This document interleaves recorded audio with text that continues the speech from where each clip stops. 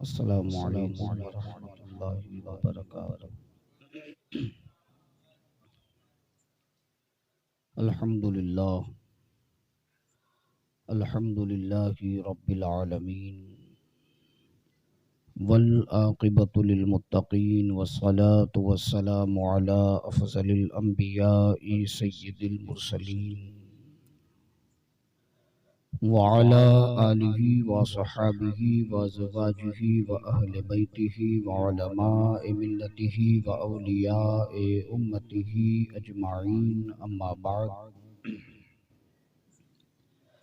फ़अऊज़ु बिल्लाहि मिनश शैतानिर रजीम बिस्मिल्लाहिर रहमानिर रहीम इन औलियाउहु इल्लल मुत्तक़ून सदक़ल्लाहुल मौलानुल अज़ीम व सदक़ रसूलुहुन नबियुल अमीनुल मतीनुल करीम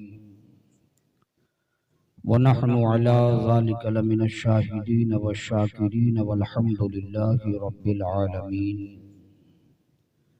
इन्नल्लाह व मलाइकतहु युसल्लूना अलन नबी या अय्युहल्लज़ीना आमनू सल्लु अलैहि व सल्लिमू तस्लीमा। अल्लाहुम्मा सल्लि अला सय्यिदिना व मौलाना मुहम्मदिन मअदिनिल जूदि वल करम मंबइल इल्मि वल हिल्मि वल हिकम सलातम व सलामन अलैका या सय्यदी या रसूल अल्लाह सल्लल्लाहु तआला अलैहि वसल्लम। वाह क्या मर्तबा ए गौस है बाला तेरा, ऊंचे ऊंचों के सरों से है कदम आला तेरा।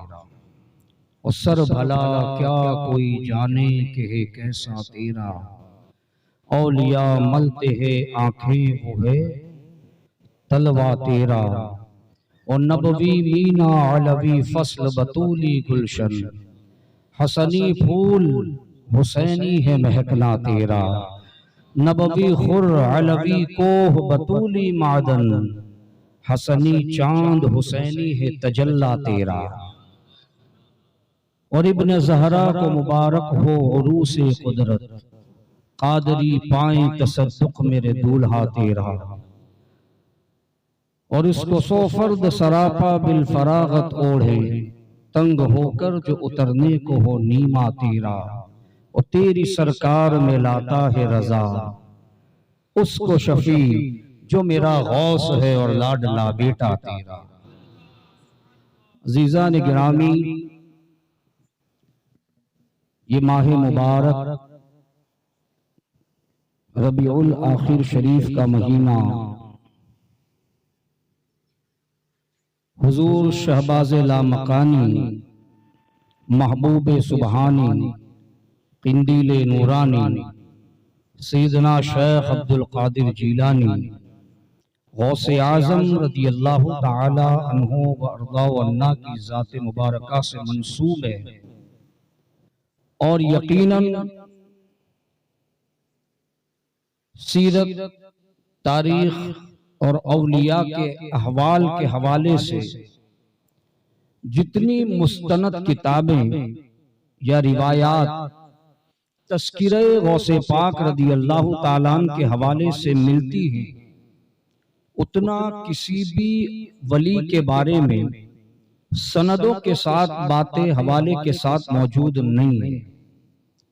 बहजतुल असरार शरीफ हो या कलाइदुल जवाहिर हो, ये दो किताब ऐसी हैं जिसके बारे में इमाम अहले सुन्नत आला हजरत इमाम मोहम्मद रजा मुहद्दिस बरेलवी रदी अल्लाह ताला अन्हु फरमाते हैं कि हुजूर गौसे पाक रदी अल्लाह ताला अन्हु की सवाने के हवाले से, हुजूर गौसे पाक की सीरत के हवाले से इन किताबों को वही दर्जा हासिल है जो जरदार हदीस पाक के अंदर बुखारी और मुस्लिम को हासिल है। ये आला हजरत इमाम मोहम्मद रजा फरमा कि जिस तरह हदीस की किताबों में बुखारी और मुस्लिम को अपनी सनद हदीस के मुताबिक हसन हदीस के हवाले से बुखारी और मुस्लिम को जिस तरह अहमियत हासिल है सारी कुतुब अहादीस के अंदर, इसी तरह गौसे पाक की सीरतों के अंदर जितनी भी किताबें अभी तक वारिद हैं उनमें सबसे अहमियत की हामिल बहजतुल असरार और कलाइदुल जवाहिर मौजूद है।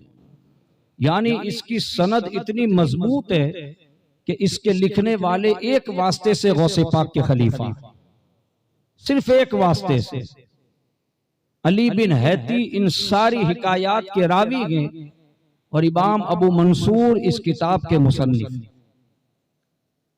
बहजतुल असरार के। और अली बिन हैती इतनी बड़ी जात का नाम है कि ये गौसे पाक रदी अल्लाह ताला अन्हु के जमाने के बुजुर्ग हैं। एक मर्तबा गौसे आजम रदी अल्लाह ताला अन्हु मिंबरे वाज पर खिताब इरशाद फरमा रहे थे। अली बिन हैती सबसे आगे बैठे हुए। गौसे पाक की निगाह उन पर पड़ी तो क्या देखा कि वो आंखें बंद करके सो रहे हैं। अली बिन हैती सो रहे हैं। हुजूर गौसे पाक रदी अल्लाह ताला अन्हु ने अपनी कुर्सी छोड़ी और मिंबर से नीचे उतर आए और आने के बाद अली बिन हैती के सामने हाथ बांधकर खड़े हो गए। सारे मजमे वाले देख रहे हैं हो क्या रहा। अली बिन हैती गौसे पाक के वाज में सो रहे हैं और गौसे पाक ने जब उनको सोते देखा तो आपने वाज को रोक दिया और रोकने के बाद आप उनके सामने जाकर हाथ बांधकर खड़े हो गए।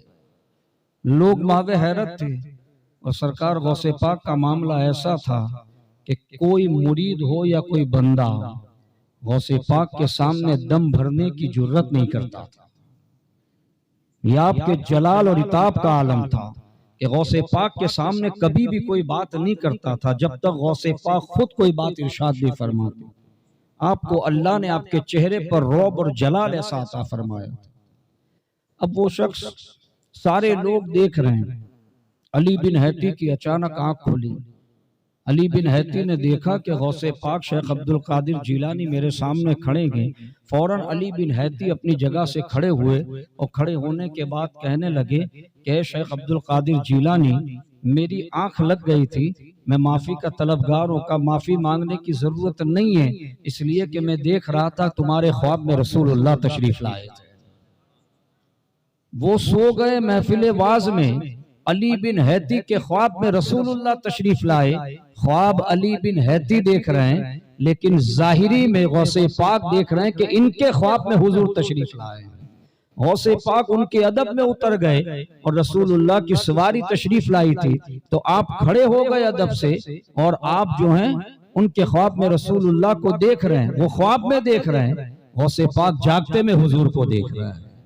ये गौसे पाक का मकाम और मर्तबा है। अजीजा ने गिरामी, ये अली बिन हैती हैं जिन्होंने कहा कि यकीनन सरकार गौसे पाक रदी अल्लाह ताला वो जात है। अभी गौसे पाक का उरूज का वक्त नहीं था, मदरसा निजामिया से फरागत के बाद की बात थी। अली बिन हैती ने कहा था कि यकीनन एक वक्त ऐसा आएगा जब यही शेख अब्दुल कादिर जिलानी इन पर कश्फ व करामात के अहवाल ऐसे खुलेंगे कि ये बरसरे मिंबर ये ऐलान करेंगे, कदमी अला रग़बति कुल्ली वलिय्यिल्लाह, मेरा ये कदम सारे वलियों की गर्दनों पर है। लेकिन उस वक्त मामला ये होगा कि जितने भी औलिया रूए जमीन पर मौजूद होंगे वो ये नहीं कहेंगे कि आपका कदम हमारी गर्दनों के ऊपर है, बल्कि वो ये कहेंगे आपका ये कदम हमारे सर पर भी है, हमारी आंखों की पलकों पर भी है। अल्लाह अकबर। बात आगे लेकर जाता हूँ। अबुल वफा ताजुल आरिफीन मोहम्मद काकीस रज़ी अल्लाह ताला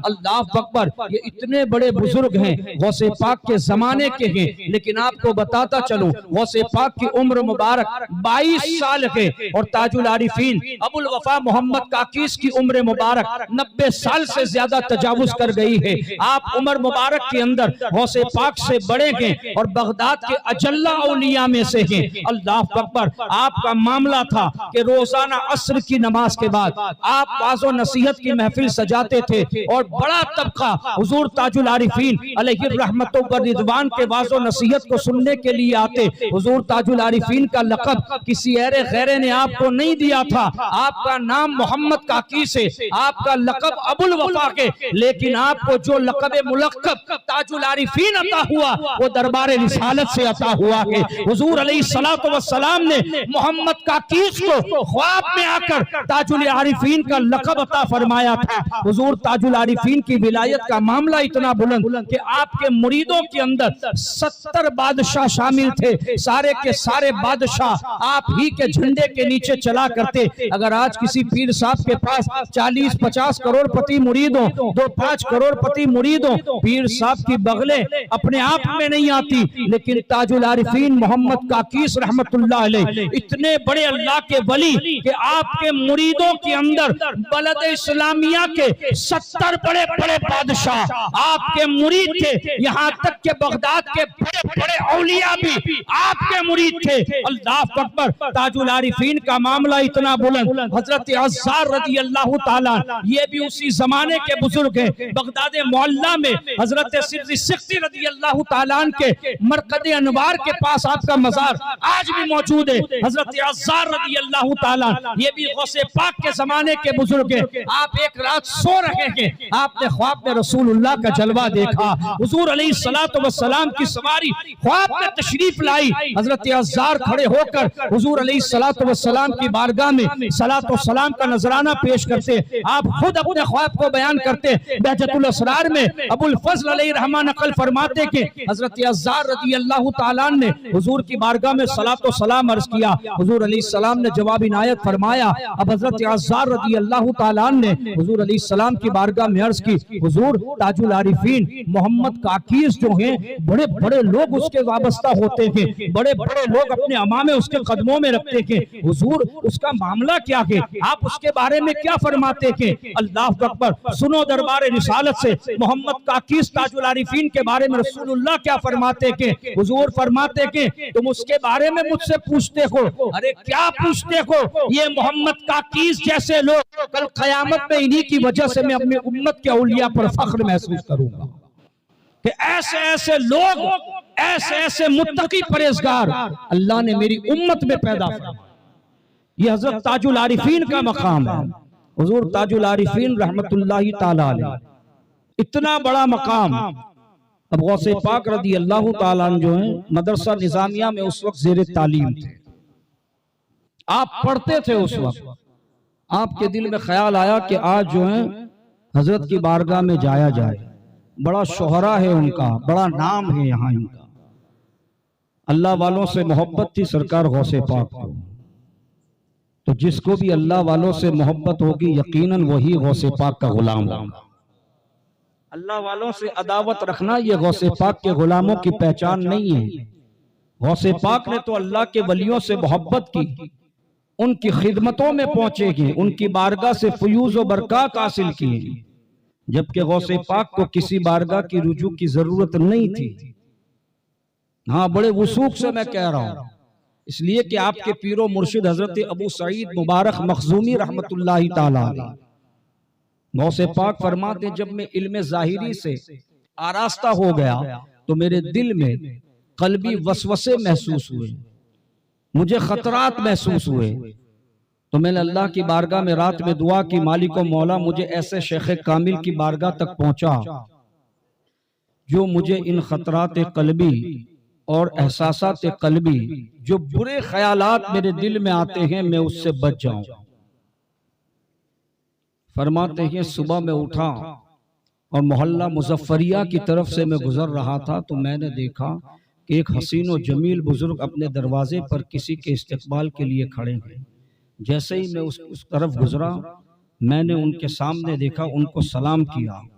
वो ज़ात शेख हम्माद बिन मुस्लिम दब्बास रज़ी अल्लाह ताला अन्हु, ये गौसे पाक रज़ी अल्लाह ताला अन्हु के शेख कामिल तरीक़त के अंदर, और दूसरे शेख अबू सईद मुबारक मखजूमी जिन्होंने खिलाफत अता फरमाई। गौसे पाक दो लोगों से बैत हुए हैं मुस्तनद रिवायात के साथ। शेख हम्माद बिन मुस्लिम दब्बास रज़ी अल्लाह ताला, दब्बास कहते अंगूर के रस बेचने वाले को। हजरत शेख हम्माद जो है बगदाद में अंगूर का रस बेचते थे और अपने घर का खर्चा चलाते थे। आप तिजारत फरमाते थे, किसी मुरीद से कुछ नहीं लेते थे आप। शेख हम्माद गौसे पाक के रूहानी उस्ताद हैं। गौसे पाक रूहानियत और फैज हासिल करने के लिए दिगर बारगाह की तरफ रुजू कर रहे हैं। मेरी बात आप समझें कि गौसे पाक को क्या हाजत थी किसी की। खानदानी वजाहत देखें गौसे पाक की, नसबी शराफत देखें गौसे पाक की। 10वीं लड़ी में आप इमाम हसन मुश्तबा की औलाद बाप की तरफ से, और 10वीं ही लड़ी में मां की तरफ से इमाम हुसैन की औलाद। आला हजरत अलैहि रहमा फरमाते हैं हुजूर गौसे पाक के हवाले से कि ए खिज़्र मजमए बहरैन है दरिया तेरा, तू क्यों ना हसनी हुसैनी न क्यों मुहय्युद्दीन हो, तू हसनी हुसैनी क्यों ना मुहय्युद्दीन हो। गौसे पाक का लक़ब मुहय्युद्दीन था ना, दीन को जिंदा करने वाला। आला हज़रत फरमाते हैं तू हसनी हुसैनी क्यों ना मुहय्युद्दीन हो, ए खिज़्र मजमए बहरैन है दरिया तेरा। यानी दो दरियाओं का संगम जहां होता है ना उसे बहरैन कहते हैं अरबी के अंदर। आला हजरत फरमाते ए खिज़्र मजमए बहरैन है दरिया तेरा, जहां दो दरिया जमा होते हैं वो दरिया तेरा है, जहां से सारे लोग फैज हासिल करते हैं। गौसे पाक रदी अल्लाह ताला अन्हु के वालिद, आपकी वालिदा, आपके दादा, आपकी दादी, इधर से आपके नाना, आपकी नानी, आपके सगे फूफा, आपकी सगी फूफी, आपके चाचा, आपकी चाची, आप इमाम हसन मुश्तबा तक और इधर इमाम हुसैन मुर्तजा तक चले जाएं, सब के सब अल्लाह के ऐसे बरगुज़ीदा बंदे और ऐसे वली थे कि अल्लाह अकबर। गौसे पाक रदी अल्लाह ताला अन्हु को जो खानदान नबूवत का फैज मिला, ज़ाते नबूवत का जो फैज मिला है वो कहीं इधर उधर से नहीं बल्कि रसूलुल्लाह के खूने जिगर से मिला है। इमाम हसन से, इधर इमाम हुसैन से आपका सिलसिला नसब आप ऊपर तक देखें, अल्लाह अकबर, कोई भी ऐसा नहीं जो अहले बैते नबूवत से ना हो। किसी और सादात को आप देखें तो तीसरी या चौथी लड़ी में से आएंगे, जैसे कि इमाम मूसा कासिम थे, उनके 3 बेटे, तो तीनों बेटे की अलग अलग सिमत चलती है, लेकिन गौसे पाक का शिजरे नसब ये है कि गौसे पाक के वालिद, उनके वालिद, उनके वालिद और उनके वालिद सीधे हसन मुसन्ना से हैं, और इमाम हसन मुसन्ना सीधे इमाम हसन के बेटे और इमाम हसन सीधे हजरत अली के बेटे के।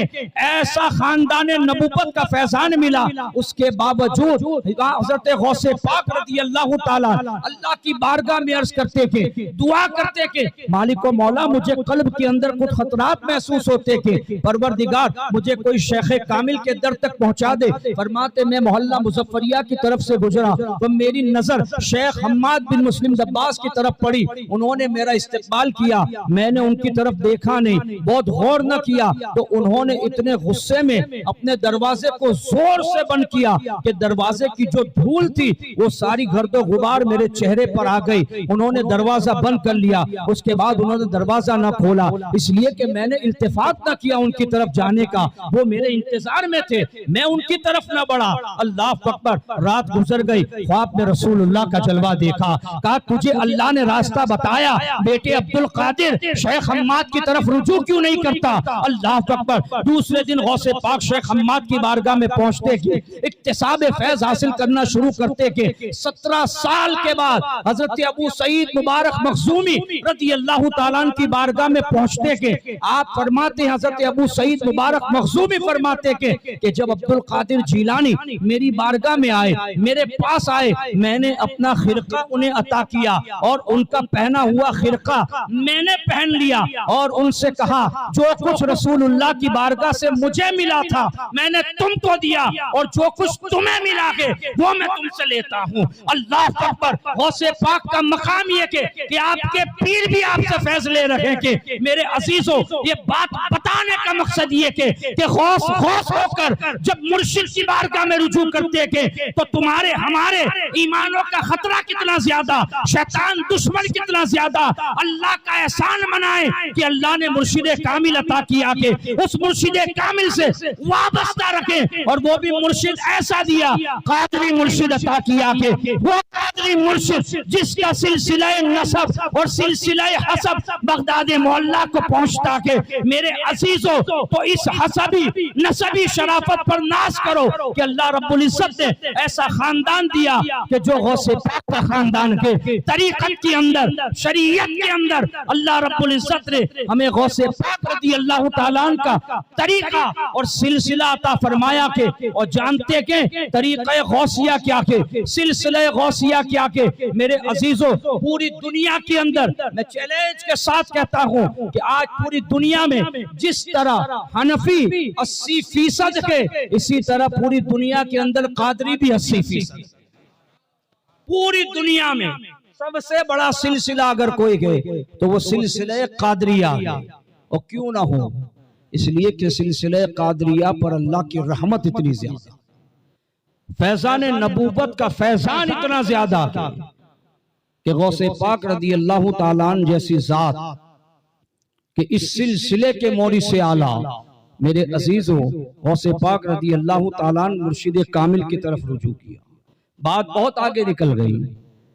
हजरत ताजुल आरिफीन मोहम्मद काकीस रज़ी अल्लाह ताला, यही से बात चली थी। मैंने उनके हवाले से कुछ बात आपके सामने अर्ज की जो सीरत की किताबों में मिलता है। गौसे पाक रज़ी अल्लाह ताला अन्हु के दिल में ख्याल आया कि चलो आज अबुल वफा मोहम्मद काकीस रहमतुल्लाह अलैह की खिदमत में जाएं, उनकी वाज़ो नसीहत सुने। आप मदरसा निजामिया में ज़ेरे तालीम थे। इतनी सारी बातें हैं सिर्फ इस बात के अंदर, आप सुन रहे हैं बहुत आसानी के साथ कि गौसे पाक मदरसा निजामिया में पढ़ते थे। बगदाद का सबसे बड़ा इदारा था उस वक्त। आज भी गौसे पाक के दरबार से मुत्तसिल वो मदरसा है, मदरसा निजामिया। अब आगे उसमें तरमीम हुई है कादरिया, मदरसा निजामिया कादरिया। गौसे पाक उसमें ज़ेरे तालीम। गौसे पाक को जरूरत थी इल्म हासिल करने की। आप जवाब दें। जो पैदाइशी वली हो, सारे उम्मत का इस बात पर इजमा है, उलमाए मुतकद्दिमीन हो या उलमाए मुताखिरीन हो, कि गौसे पाक की जात वो तन्हा जात है कि जो जिनके बारे में सारे उलमा का इस बात पर इजमा है, सारे सूफिया का इस बात पर इजमा है कि सरकार शेख अब्दुल कादिर जिलानी पैदाइशी वली है।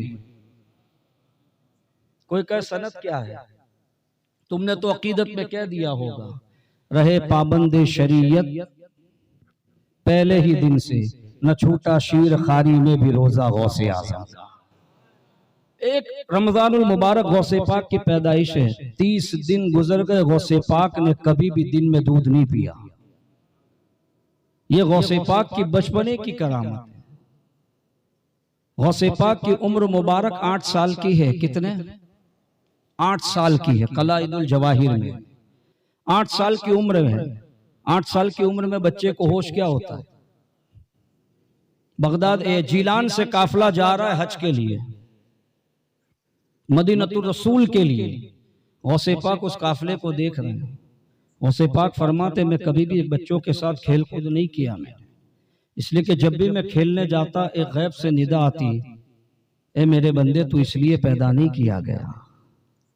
गौसे पाक को अल्लाह बचा रहा है, महफूज कर रहा है खेल कूद से। गौसे पाक फरमाते मेरा दिल अट जाता, मैं घर चला जाता।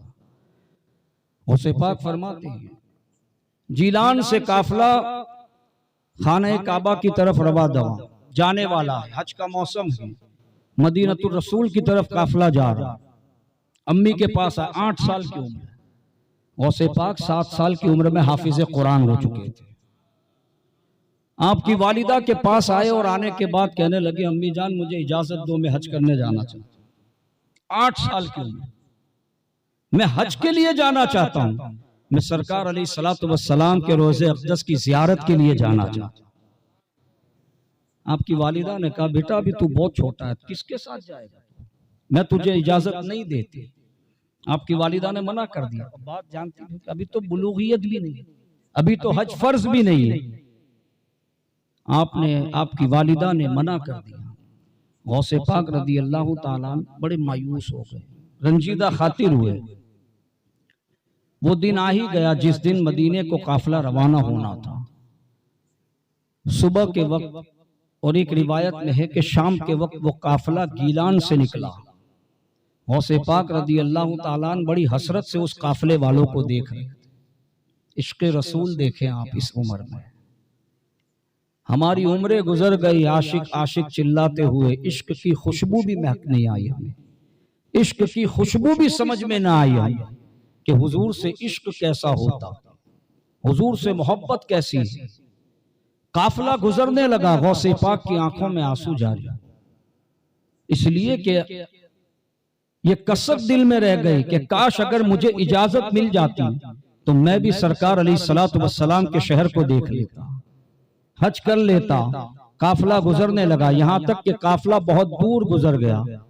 अब काफिले की गर्दो गुबार नजर आ रही है, काफिले की सवारियां भी नजर नहीं आती। गौसे पाक भागते हुए अपने घर की छत पर चले।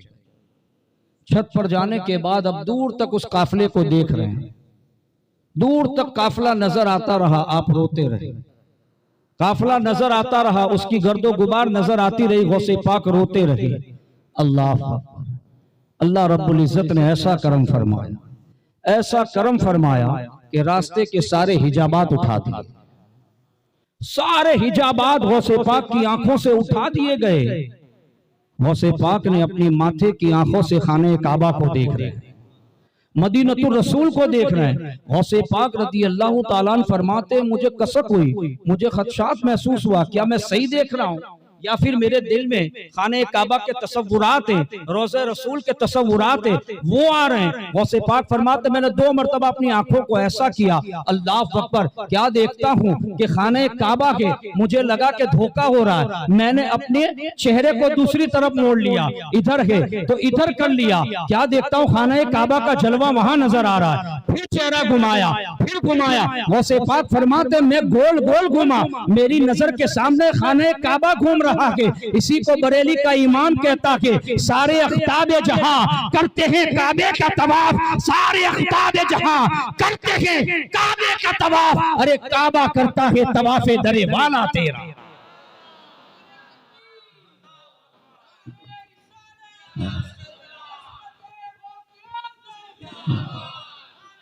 आप देखें ना कि गौसे पाक को अल्लाह ने इस उम्र में ये मकाम अता फरमाया। आप खुद फरमाते कि जब आपके उरूज के दिन थे, लोगों ने पूछा, हुजूर आपको अल्लाह ने क्या क्या मकाम अता फरमाया।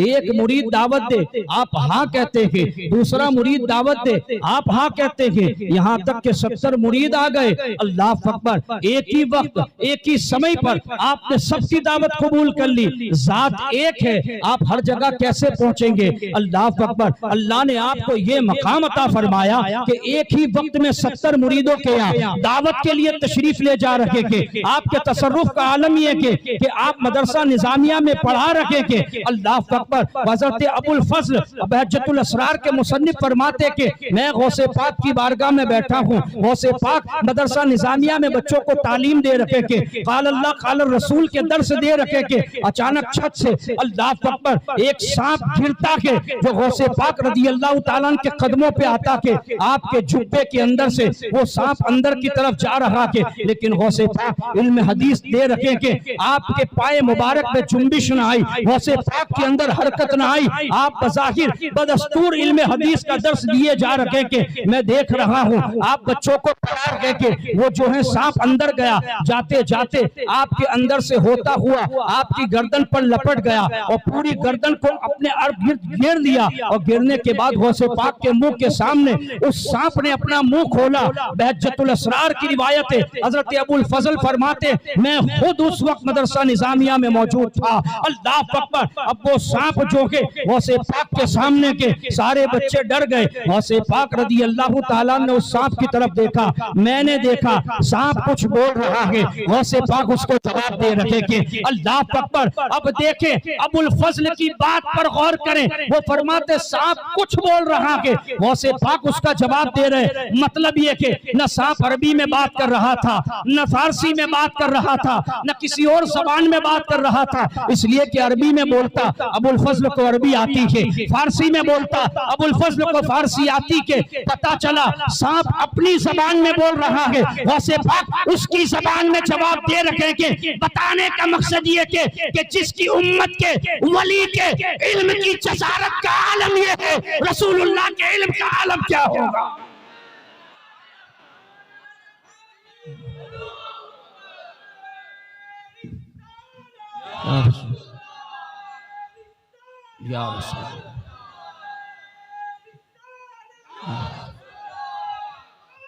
या आप देखें कि 1400 साल की तारीख उठा के देखें, हजरत अबू बकर सिद्दीक से लेकर हजरत निजामुद्दीन औलिया तक, हजरत निजाम से लेकर मुजद्दिद अल-फसानी तक, मुजद्दिद अल-फसानी से लेकर इमाम अहले सुन्नत तक, किसी भी वली ने नबी की किसी सिफत पर बात नहीं की, आपके इल्म पर बात नहीं की, आपकी रूहानियत पर बात नहीं की, आपके मामलात पर बात नहीं की, आपके तसल्लुफात पर बात नहीं की। क्यों? इसलिए कि ये औलिया इस बात के जाती मुशाहिदे रखते थे कि जिसके इश्क की महक हमें मिली, जिसके नबूवत का फैजान हमें मिला, तो हमारे इल्म का आलम ये है, हमारे तसर्रुफ का आलम ये है। गौसे पाक जैसी जात एक मुरीद दावत दे 70 मुरीदों के यहाँ एक ही वक्त में जा सकते के, तो गौसे पाक का अकीदा के कि जिनकी सुन्नतों पर अमल करके अब्दुल कादिर को अल्लाह ये मकाम देता है,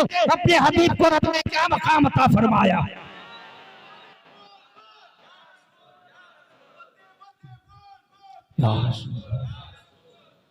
अजीजा ने गिरामी, इसीलिए आला हजरत फरमाते हैं तेरे गुलामों का नक्शे कदम है राहे खुदा।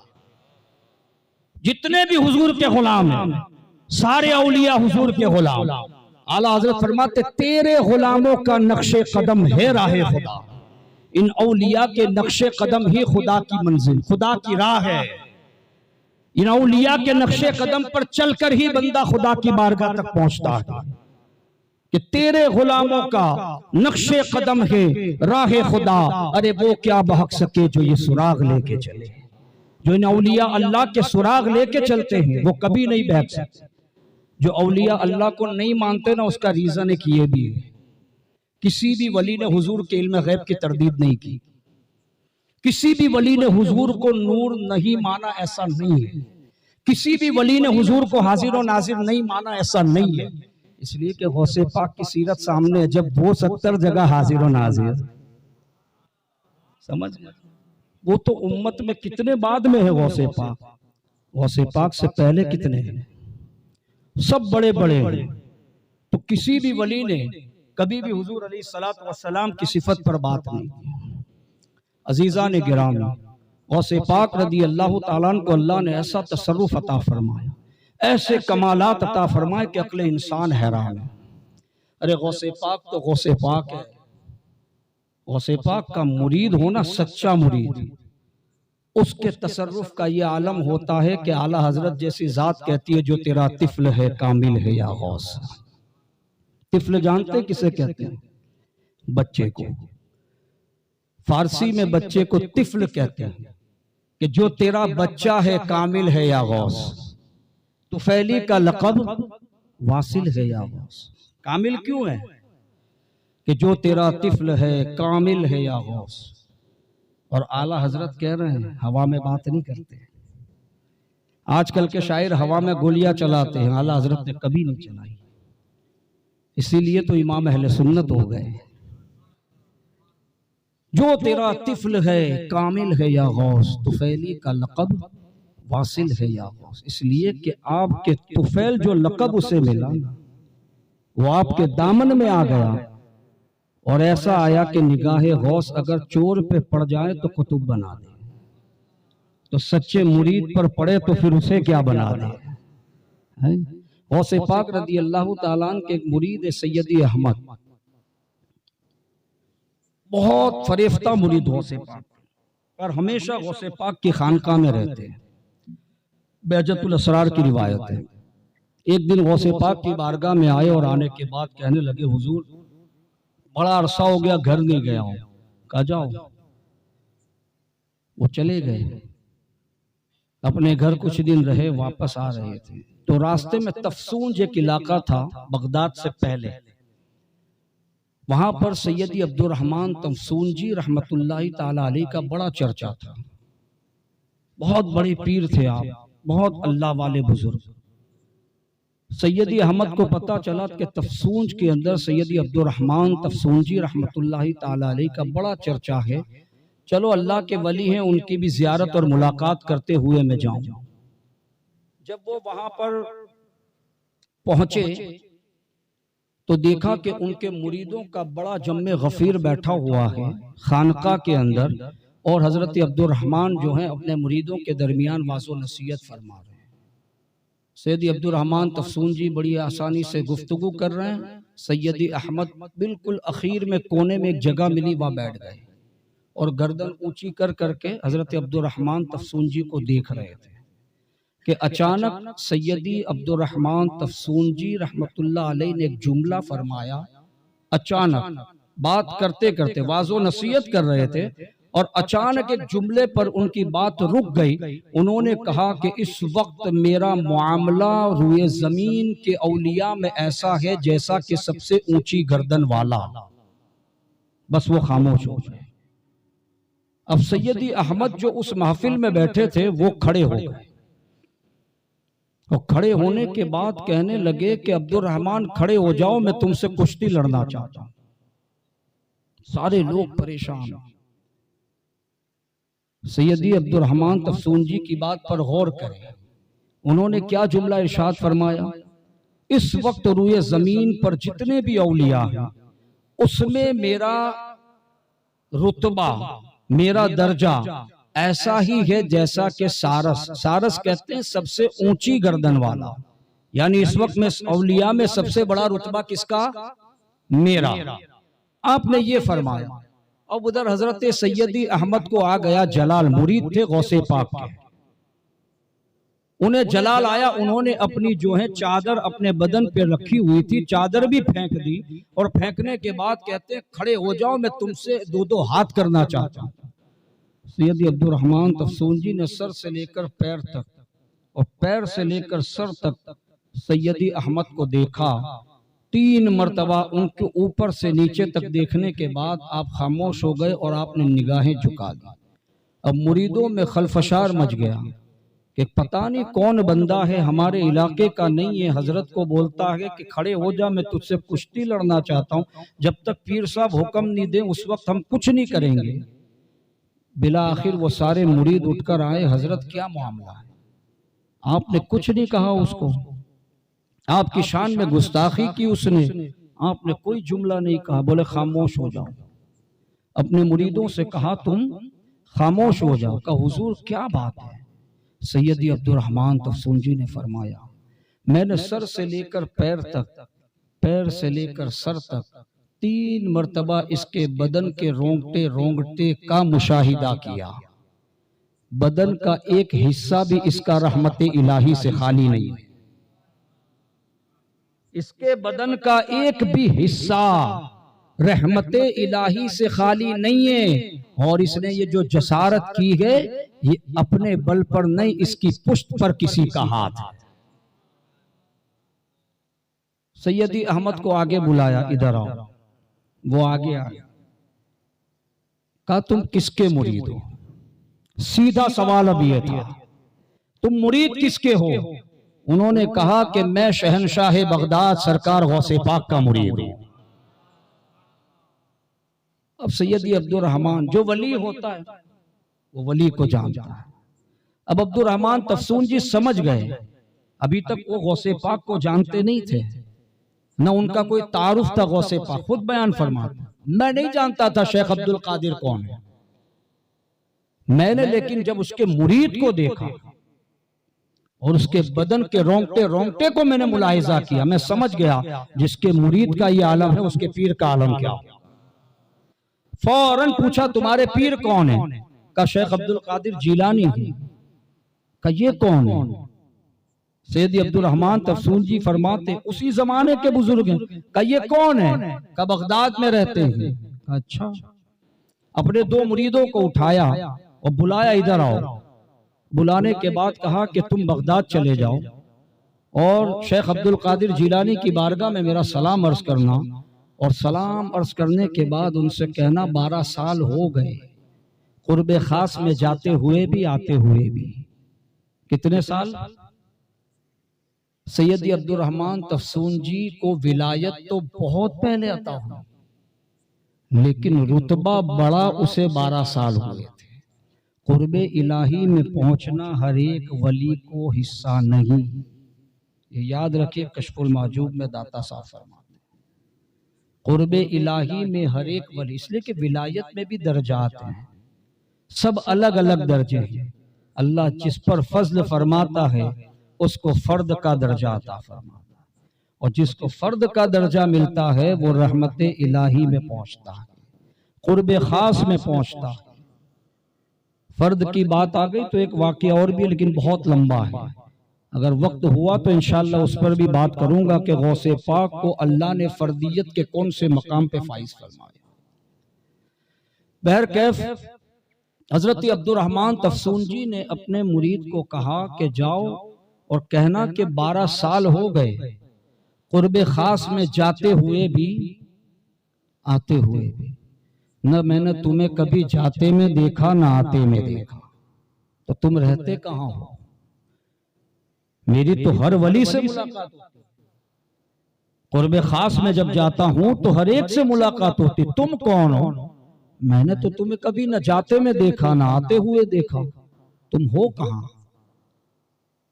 अपना सवाल लेकर अपने मुरीदों को भेजा। गौसे पाक बगदाद से सारा मामला देख रहे हैं, सारी बात मुशाहिदा कर रहे हैं। और एक बात सुन लीजिए, हम यहाँ बैठे हैं ना, बगदाद से गौसे पाक देख रहे हैं। अल्लाह ने वो रोशन ज़मीरी गौसे पाक को अता फरमाई है, ऐसी रोशन ज़मीरी कि गौसे पाक खुद फरमाते हैं कि शरीयत ने मुझे रोक लगा दी, वरना मैं बता देता जिस तरह हजरत ईसा बताते थे तुम घर में क्या खाते हो क्या छुपाते हो। गौसे पाक फरमाते हैं शरीयत ने मुझे रोक लगाई, इसलिए कि वली के ऊपर लाजिम है कि अपनी करामत को छुपाए। जाहिर हो जाए वो बात अलग है, लेकिन सामने से दिखा नहीं सकते, शरीयत ने रोक लगाई। दाता साहब फरमाते हैं कश्फुल महजूब में कि नबी के लिए वाजिब है कि वो अपने मौजज़ात को दिखाए, और वली के ऊपर फर्ज है कि वो अपनी करामात को छुपाए। कश्फुल महजूब में यानी वलियों को अपनी विलायत छुपाने के लिए फर्ज तक करार दिया गया कि तुम विलायत अपनी करामत दिखा नहीं सकते जब तक जरूरत न पड़े। सामने से मैं वली हूं करामत देख लो ना, आज है ना ऐसे करामत दिखाने वाले। याद रखें, पानी पे चलना करामत नहीं।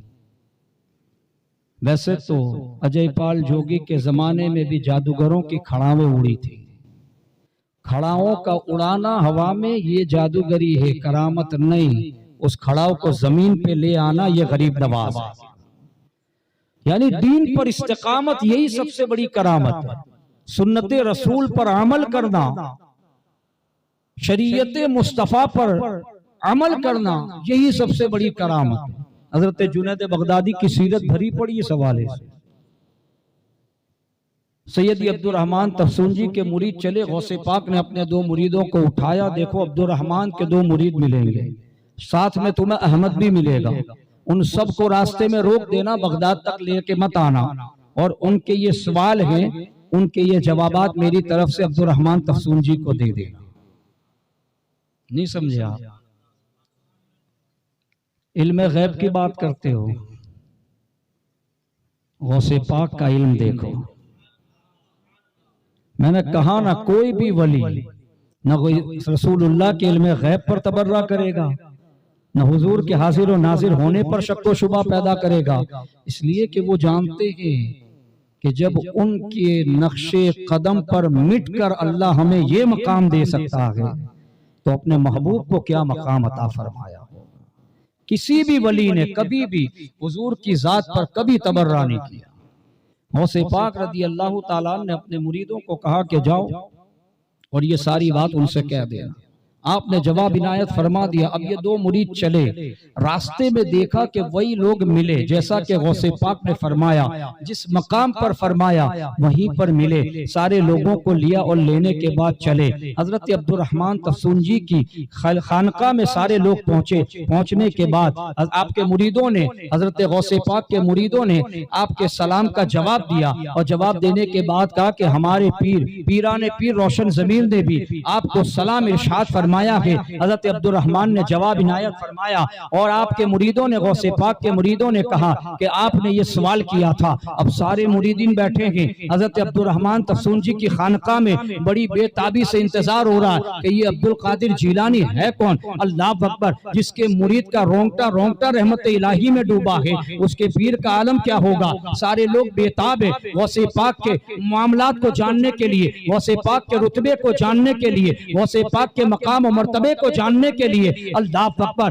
मुरीदों का ठाठा लगा हुआ है। अब्दुल रहमान तफसून जी की पूरी खानका लोगों से भरी पड़ी है। गौसे पाक के मुरीदीन आते हैं, आने के बाद सलाम का जवाब देते हैं और जवाब देने के बाद फरमाते हैं कि हुजूर वाला, आपका ये सवाल था कि 12 साल हो गए कुर्बे इलाही में आते जाते हुए, कुर्बे खास में जाते और आते हुए 12 साल हो गए। अब्दुल कादिर जिलानी को न जाते हुए देखा के न आते हुए देखा के, मामला क्या के। तो सुनो, अब्दुल कादिर जिलानी अब्दुल रहमान तफसून जी को यह जवाब इनायत फरमाता के यकीनन 12 साल हो गए तुम्हें कुर्बे खास में जाते हुए भी, कुर्बे खास से आते हुए भी, लेकिन अब्दुल रहमान सुनो, वो बंदा उसे किस तरह देख सकता के जो घर के बाहर के, वो घर के अंदर वाले को कैसे देख सकता के, और जो घर के अंदर के वो उसे कैसे देख सकता के, जो दालान में के, अल्लाह अकबर, जो दालान में के वो उसे क्यों कर देख सकता के, जो नहान खाने खास में के। ए अब्दुल रहमान तफसून जी, अभी तुम दालान में खड़े हो और अब्दुल कादिर जिलानी नहान खाने खास में होता के। और सुनो, उसकी जो है उसकी बात, मेरी बात सुनो, ये उसकी दलील ये के, उस बात की दलालत ये के, उसका सबूत ये के मैं नहान खाने खास में होता हूँ। 27 रजबुल मुरज्जब को 12,000 औलिया को विलायत के खिरके अता हुए थे। अल्लाह अकबर, 27 रमजानुल मुबारक की रात थी, 12,000 औलिया को विलायत के खिरके अता हुए थे। हर एक को लाल रंग का खिरका अता हुआ था। एक तन्हा तुम थे जिसको हरे रंग का खिरका अता किया गया था, और उस खिरके के ऊपर सोने से सूरह इखलास लिखी हुई थी, और जो हाथ खिरके अता कर रहा था अब्दुल रहमान, वो हाथ किसी और का नहीं, अब्दुल कादिर जिलानी का हाथ।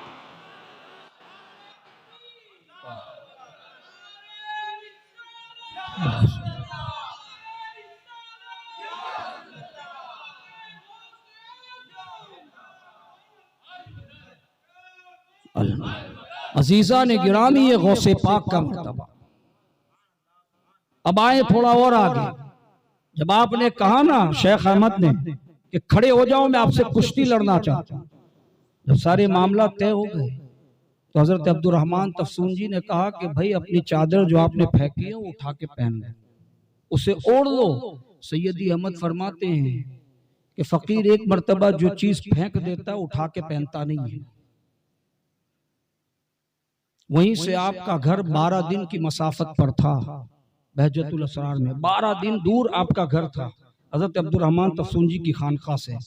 वहीं से आपने अपनी ज़ौजा, जिनका नाम बहजतुल असरार में फातिमा आता है, फरमाते फातिमा मेरा जोड़ा दो, ऐसा हाथ लंबा किया। वहां से आपकी अहलिया ने भी हाथ बढ़ाया, कपड़ा लिया और लेने के बाद पहन लिया। सारे लोग देख रहे हैं जिसके मुरीद का ये आलम, उसके पीर पीराने पीर का आलम क्या होगा। इसीलिए आला हजरत फरमाते जो तेरा तिफल है कामिल है या गौस, तुफैली का लक़ब वासिल है या गौस। मेरे अजीजों, ये गौसे पाक रदी अल्लाह ताला का मामला है। गौसे पाक फरमाते हैं कि अल्लाह ने मुझे वो कुदरत अता फरमाई, वो कुदरत अता फरमाई कि मैं क़ज़ाए मुबरम को टाल देता हूँ। क़ज़ाए मुबरम जानते हैं किसे कहते हैं? तकदीर। हमारी तकदीर कहाँ लिखी है? लोहे महफूज पर सबकी तकदीरें लिखी है। गौसे पाक फरमाते हैं मैं वहां पर करेक्शन करवा सकता हूं। समझाने के लिए बताऊं क़ज़ाए मुबरम किसे कहते हैं। शेख हम्माद इब्ने मुस्लिम दब्बास रदी अल्लाह ताला, मैंने पहले ही कहा गौसे पाक के तरीक़त में पहले उस्ताद हैं। शेख हम्माद का मुरीद गौसे शेख हम्माद के पास आया और आने के बाद कहने लगा हुजूर मैं कल सुबह जो है तिजारत के लिए सामान लेकर फला मुल्क जाना चाहता हूँ। शेख हम्माद ने इजाजत दे दी, जाओ। वो मुरीद गौसे पाक के पास आया। मुरीद शेख हम्माद का था, लेकिन गौसे पाक के भी चर्चे बड़े अरफा हो चुके थे। गौसे पाक की बारगाह में आया और आने के बाद कहने लगा कि शेख अब्दुल कादिर जीलानी कल सुबह मैं सफर पर रवाना होना चाहता हूँ, आप इजाजत देते? गौसे पाक ने मना फरमा दिया, नहीं जाना। अब वो परेशान। पीर साहब ने कहा चले जाओ, गौसे पाक ने फरमाया ना जाओ। करे तो क्या करें, इसलिए कि एक तरफ पीर हैं और एक तरफ गौसे आजम। बात किसकी माने? वो परेशान हो गया, पूरी रात बेचैनी में काटी, जैसे तैसे नींद आ गई।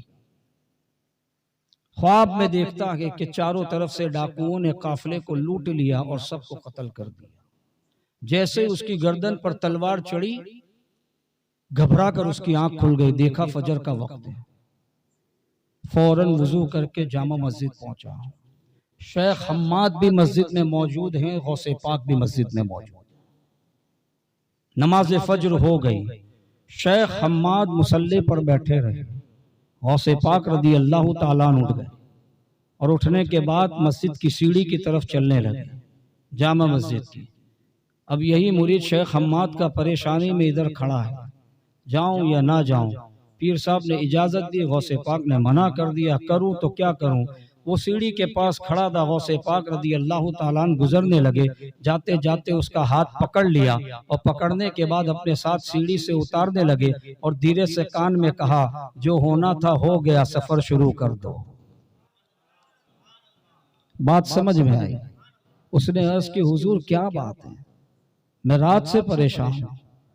कहा तू अगर सफर पे जाता मारा जाता, तेरी मौत यकीनी थी। तूने अपने शेख से इजाजत ले ली थी, उन्होंने इजाजत दे दी। फिर मेरे पास आया, मैंने लोहे महफूज पर देखा तेरा जाना सही है या नहीं।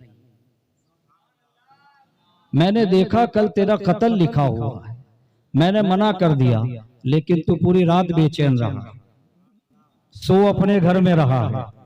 गौसे पाक उसकी ताबीर बयान कर रहे हैं, फरमाते हैं कि मैंने देखा तू अपने शेख को भी नाराज नहीं करना चाहता था, जो हकीकत में होना था मैंने ख्वाब में तब्दील कर दिया।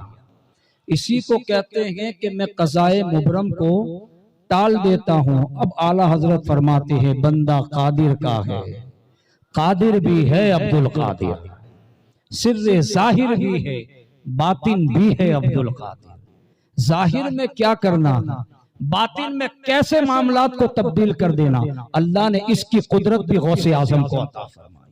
सिर्रे जाहिर भी है, बातिन भी है अब्दुल कादिर। तो मेरे अजीजों, गौसे पाक रदी अल्लाह ताला अन्हु की मोहब्बत हर एक के सीने में नहीं आ सकती।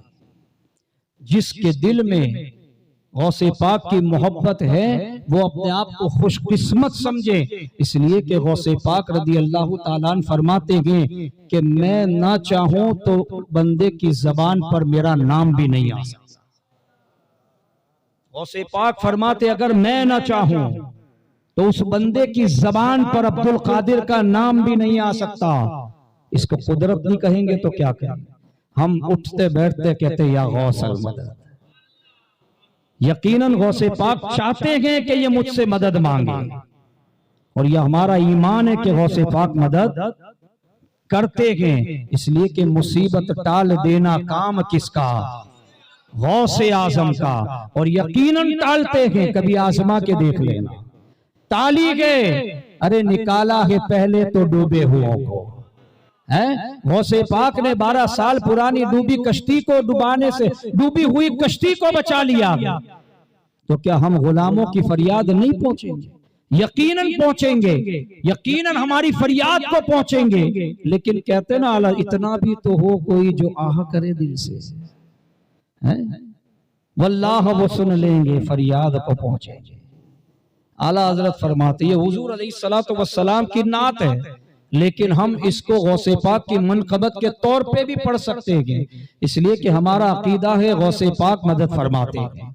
वल्लाह वो सुन लेंगे, फरियाद को पहुंचेंगे, इतना भी तो हो कोई जो आह करे दिल से। मोमिन वो है जो उनकी इज्जत पे मरे दिल से, ताजीम भी करता है तो नजदी मरे दिल से। उसी का ये शेर है, वल्लाह वो सुन लेंगे, फरियाद को पहुंचेंगे, इतना भी तो हो कोई जो आह करे दिल से। तो मेरे अजीजों, गौसे पाक रदी अल्लाह ताला अन्हु का सिलसिला हमें मिला है कि नहीं? हम कादरी मुरीद हैं ना। सोहेल बिन अब्दुल्ला तस्तरी रदी अल्लाह ताला अन्हु। कौन सोहेल बिन अब्दुल्ला तस्तरी? हजरत अबू बकर हुवारा रदी अल्लाह ताला अन्हु। बड़ी लंबी तफसील में नहीं जाऊंगा, वक्त होने वाला है। हजरत अबू बकर हुवारा ये वो हस्ती है जिनके ख्वाब में जनाबे सिद्दीक़ अकबर रदी अल्लाह ताला अन्हु ख्वाब में तशरीफ लाए।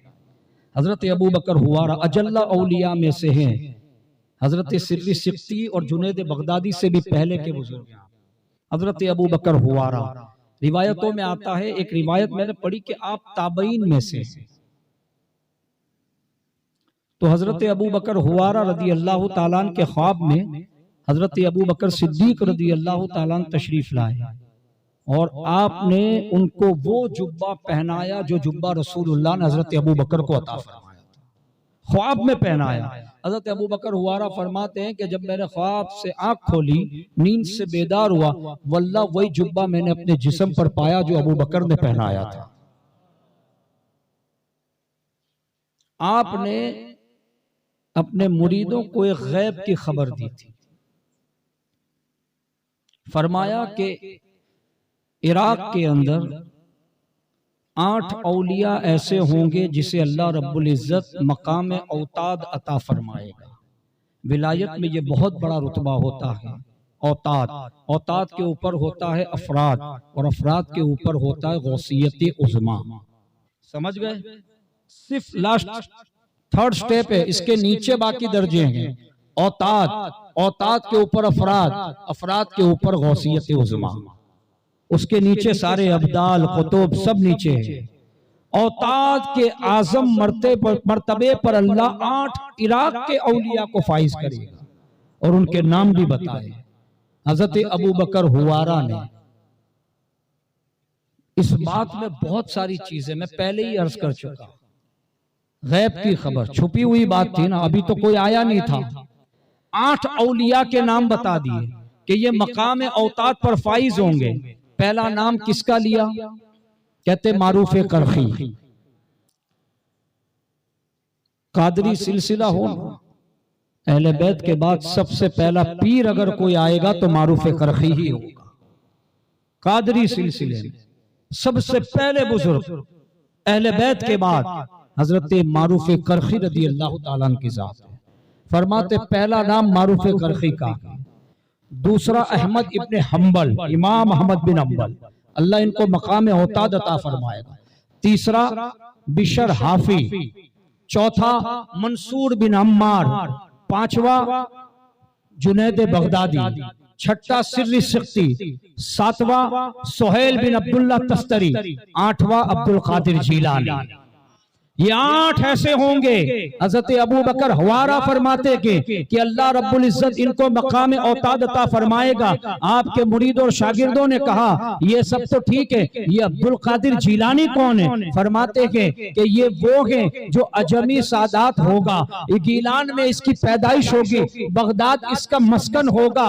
एक वक्त आएगा अल्लाह इसको ऐसी कुतबियत उस्मा के मकाम पर फाइज फरमाएगा, इसका सूरज बिल्कुल निस्फ नहार पर विलायत का चमकेगा और एक वक्त आएगा जब बगदाद की जामा मस्जिद पर मिंबर होगा और ये अब्दुल कादिर जिलानी ऐलान करेगा, कदमी हाजा अला रकबती कुल्ली वलीयिल्लाह। गौसे पाक की पैदाइश से 400 साल पहले हजरत अबू हुरैरा आपकी पैदाइश की बात कर रखे के, आपकी विलादत, आपकी विलायत की बात कर रखे के और आपके मनसबे उलिया की बात कर रखे के कि आज 400 साल के बाद अब अब्दुल कादिर जिलानी गिलान में पैदा होगा, अजमी सैयद होगा, बगदाद उसका मस्कन होगा, मिंबर पर आकर ऐलान करेगा मेरा ये कदम सारे वलियों की गर्दनों के ऊपर होगा।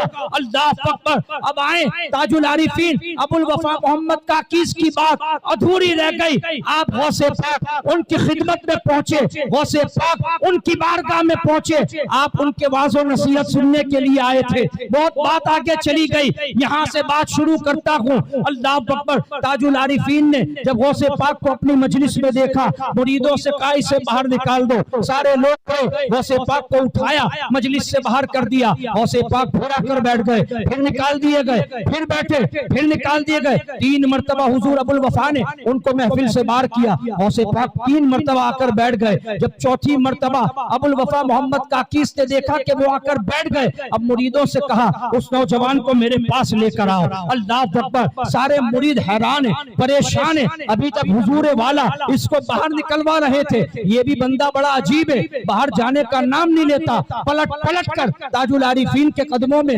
आपकी महफिल में आके बैठ जाता है। अल्लाह अकबर। हुजूर ताजुल आरिफीन ने कहा उस नौजवान को मेरे पास लाओ। मैंने पहले ही अर्ज कर दिया 22 से 25 साल की उम्र सरकार गौसे पाक की है, 80 या 90 से तजावुज उम्र हजरत अबुल वफा मोहम्मद काकीस की है। आपकी सफेद रेश है, सफेद जुल्फे मुबारक है, गौसे पाक की अभी सिया जुल्फे के जियादारी मुबारक है, बिल्कुल जवानी का आलम के। अल्लाह अकबर। गौसे पाक को आगे लाया जाता के अब अबुल वफा कहते कि सारे लोग अल्लाह के वली की ताज़ीम के लिए खड़े हो जाओ। अल्लाह अकबर। लोग हैरान है, अभी तक बाहर किया जा रहा था, अब अचानक ताजुल आरिफीन फरमाते के पीरो मुर्शिद कहते कि सारे लोग इस वली की ताज़ीम के लिए खड़े हो जाओ। सबके सब खड़े हो गए। अल्लाह अकबर। अब क्या मामला है? ताजुल आरिफीन अबुल वफा मोहम्मद काकीस जिनके बारे में रसूलुल्लाह फरमाए कि ऐसे लोगों पर कयामत में मैं फख्र महसूस करूंगा, कैसे मुत्तकी परहेज़गार मेरी उम्मत में है।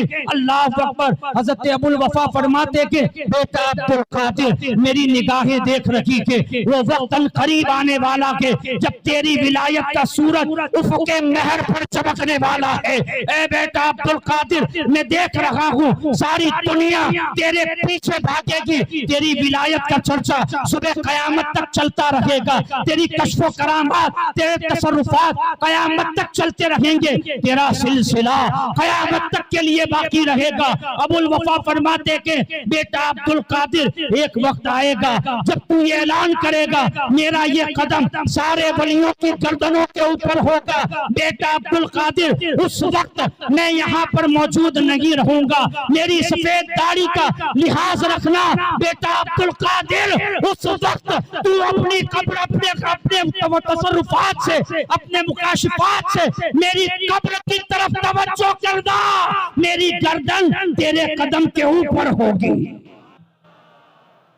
अबुल वफा मोहम्मद काकीस इतनी बड़ी जात गौसे पाक को फरमाते बेटा उस वक्त मेरी सफेद दाढ़ी का ख्याल करना, जब तू ये ऐलान करे कि कदमी हाजा अला रक़बती कुल्ली वलिय्यिल्लाह। मेरे अजीजों गौसे पाक को अल्लाह ने ये मकाम अता फरमाया और जानते हैं जब गौसे पाक ने ये ऐलान किया हजरत शेख हम्माद बिन मुस्लिम बिन दब्बास क्या फरमाते, जब गौसे पाक ने ये ऐलान किया था कि मेरा ये कदम सारे वलियों की गर्दनों के ऊपर है, रूए जमीन पर जितने भी औलिया थे सब ने बबांगे दुहल ये बात कही थी, उसका शाहिद में हूँ। फरमाते कि सब ने ये कहा था आपका ये कदम हमारी गर्दन पर नहीं हमारे सर पर, हमारी आंखों पर है। जिन जिन लोगों ने ये कहा रब्बुल इज्जत ने उन्हें अब्दाल और कुतबियत के रुतबे से सरफराज फरमाया।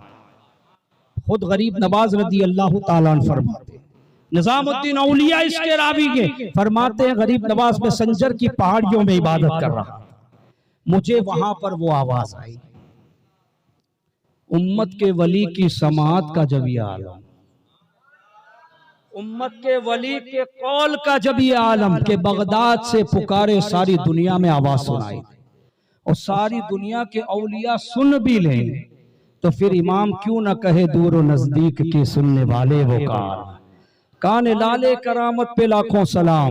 इसी को आला हज़रत फरमाते जमे रहना तेरे गुलामों का नक्शे कदम है, वो क्या बहक सके जो ये सुराग लेके चले। औलिया के तरीके पर रहे, इसलिए कि औलिया हुजूर के समात के कायल, औलिया हुजूर के तसर्रुफात के कायल, औलिया हुजूर के हाजिर और नाजिर होने के कायल, औलिया हुजूर के तमाम जमी सिफात के कायल थे। इसीलिए कि वो जानते थे जब उनके तरीके को इख्तियार किया तो अल्लाह ने इतनी नवाजिशें की, खुद अपने महबूब को कैसा नवाजा। बस यही बात है। और मेरे अजीजों, हम जिस सिलसिले से मुरीद हैं ना, उस सिलसिले पर भी फैजान गौसे पाक का, उस पर भी फैजान सरकार गौसे पाक का के हम सिलसिले कादरिया रब्बानिया से बहते हैं। यकीनन इस सिलसिले पर खास तवज्जो सरकार गौसे पाक की। यकीन माने कल उर्से मुबारक गुजरा, हुजूर सैयदी सरकार उस्तादुल कुर्रा महबूबुल उलमा हजरत अल्लामा अलहाज हजरत अल्लामा अब्दुल माबूद कादरी अमानी रहमतुल्लाह अलैह। ये कौन है? हैदराबाद में आपका मजार, ये सरकारी रब्बानी के सबसे बड़े बेटे हैं। ये हुजूर मुफस्सिर कुरान हजरत अल्लामा व मौलाना मुफ्ती सैयद गाजी रब्बानी हमारे पीरो मुर्शिद के सगे वालिद हैं। आप वो जानते हैं आपकी जात का मामला क्या है। आपका बहुत सारी बातें हैं, लेकिन मैं एक आपकी फजीलत आपके सामने सुनाता हूं कि जब गौसे पाक का फैजान होता है तो मामला क्या होता है। सरकार उस्तादुल कुर्रा कारी अब्दुल माबूद अमानी रहमतुल्लाह अलैह, जब आप पैदा हुए थे ना, तो आपके सीधे हाथ के नाखून मुबारक में रसूलुल्लाह का नाम मुबारक लिखा हुआ, हुजूर का नाम मुबारक मोहम्मद सल्लल्लाहु अलैहि वसल्लम। नाखून में कोई चीज लगी होती है तो नाखून में वो चीज जो लगी होती है ना, जब नाखून धीरे धीरे बढ़ता है तो वो चीज भी ऊपर आती है कि नहीं आती?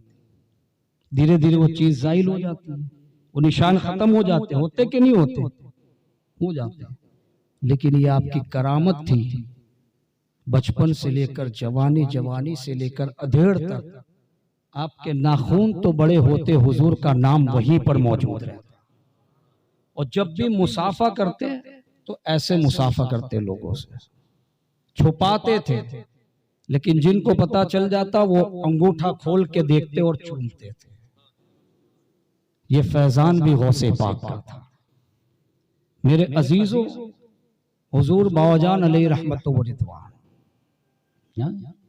हम मुरीद हैं ना, अल्हम्दुलिल्लाह, अल्लाह का शुक्र है, हम कादरी फकीर हैं, हम कादरी गुलाम हैं और इन्हीं के तवस्सुल से गुलाम, इन्हीं की कड़ी में दाखिल होकर हम बगदाद तक पहुंचे। समझ रहे हैं? तो हुजूर बावजान रहमतुल्लाह अलैहि दरबार गौसे आजम के कितने मकबूल है आप जानते हैं। फैजान जितना होता है ना बंदे, वो उसकी जात में निखर कर नजर आता। हुजूर बावजान के तसर्रुफात को आप क्या समझते थे? बात नहीं है कि खुल के बयां करें, लोग समझेंगे पीर की तारीफ कर रहा है, लेकिन हकीकत में ये फैजान गौसे पाक की तारीफ है। गौसे आजम रदी अल्लाह ताला अन्हु का मामला इतना बुलंद कि गौसे पाक के पास अगर कोई साइल आ जाए तो गौसे पाक उसको दरबार से खाली नहीं लौटाए, और जो गौसे पाक का सिलसिले का वारिस हो, जो गौसे पाक के सिलसिले का अमीन हो, तो सोचे गौसे पाक ने उसको कितना नवाजा। अगर हमें गौसे पाक का फैज चाहिए ना, तो याद रखे डायरेक्ट कभी कोई चीज नहीं मिलती, कोई चीज डायरेक्ट मिलती है, इसलिए कि ये आलम आलम असबाब है, बगैर सबब के कोई चीज नहीं होगी। अगर आपको गौसे पाक का फैज चाहिए, आपके पीर के जरिए ही मिलेगा। अगर आपको ख्वाजा साहब का फैज चाहिए, आपको आपके पीर के जरिए ही मिलेगा। आप डायरेक्ट फैज नहीं ले सकते, ये गारंटी। और ये तसव्वुफ के उसूलों में, तसव्वुफ के उसूलों में गए, कोई बंदा कितना भी बड़ा हो जाए और कहे कि मैं अपने बल से बनाऊं ना, तुझ पर किसकी तो मेहनत है, तुझ पर किसी न किसी की निगाह तो है जिसकी निगाह ने तुझे यहां तक पहुंचाया। इसलिए कि तसव्वुफ का उसूल ही है कि अगर आपको दरबारे गौस से फैज चाहिए, हम डायरेक्ट नहीं ले सकते, हमें चाहिए कि हम मुर्शिदों की बारगाह में रुजू करें और उनसे अर्ज करें कि सरकार अब आप तक तो पहुंचे, गौसे पाक की निगाह भी अब चाहिए। जब वहां पहुंचोगे तो यकीनन वो आगे इस्तिग़ना करेंगे कि सरकार अब ये मेरे जरिए आप तक आना चाहता है, तो वसीले से काम जल्दी बनते हैं।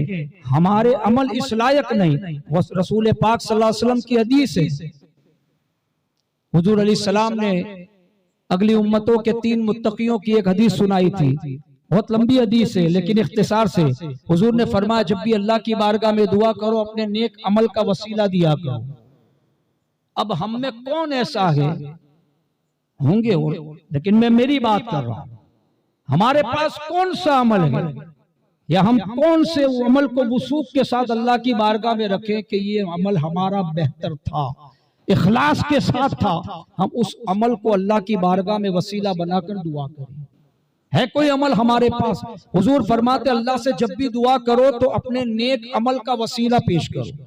या अल्लाह मैंने नमाज पढ़ी थी सिर्फ तेरे लिए, रोजा रखा था तेरे लिए, अगर कबूल किया है तो उस अमल के सदके मेरी दुआ को कबूल फरमा। ये हुजूर की हदीस है। लेकिन हम कौन सा अमल अल्लाह की बारगाह में पेश करें, कोई वसूख के साथ नहीं कह सकता। समझ गए मेरी बात? हम कोई अमल ऐसा है नहीं जो अल्लाह की बारगाह में पेश कर सके और उसको वसीला बना सके। लेकिन जो अल्लाह की बारगाह में पहुंचे हुए, जिसको अल्लाह ने कबूल किया गया, तभी तो हमने हाथ दिया, बगैर ऐसे ही तो हाथ नहीं दिया। हमने क्यों हाथ दिया? हमें लगा कि जो शराइत तसव्वुफ में तय पाई जाती वो इसके अंदर नजर आती, तो इसके अंदर जब नजर आती है तो यकीनन अल्लाह ने इसको महफूज किया, तो हम उसके करीब जाएं और उसके वसीले से गौसे पाक की बारगाह में पहुंचे। फिर देखे फैज कैसे मिलता। पहुंचेंगे इंशाअल्लाह।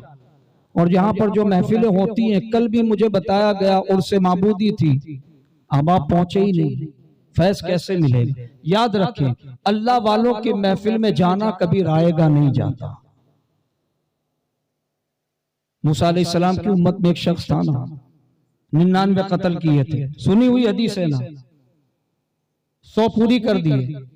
पादरी ने कहा कि तू तो बड़ा जालिम जाबिर है, तेरी बख्शिश नहीं हो सकती, उसको भी मार दिया। फिर किसी अहले इल्म के पास गया, अल्लाह वालों की बस्ती के पास चला जा और उनके पास जाकर गुनाहों की माफी मांग, शायद अल्लाह माफ कर दे। चला, रास्ते में मर गया। सुनी हुई बात है। जमीन नापी गई, अजाब के फरिश्ते कहते हम ले जाएंगे, रहमत के फरिश्ते कहते हम ले जाएंगे। अल्लाह ने जमीन को हुक्म दिया सिमट जा। अब वो जमीन अल्लाह वालों की तरफ करीब हो गई, उसकी मौत की जगह, और अपनी बस्ती से दूर हो गई। अल्लाह ने कहा रहमत के फरिश्ते ले जाए। क्यों? इसलिए कि गुनाहगार जरूर था लेकिन ताइब होने के लिए मेरे नेक बंदों की तरफ चल पड़ा था। ये अल्लाह वालों की तरफ बढ़ने का ये फायदा, तो जो अल्लाह वालों के नाम से मंसूब महफिल हो उसमें बैठ जाए तो क्या वो करम नहीं फरमाएंगे? यकीनन फरमाएंगे।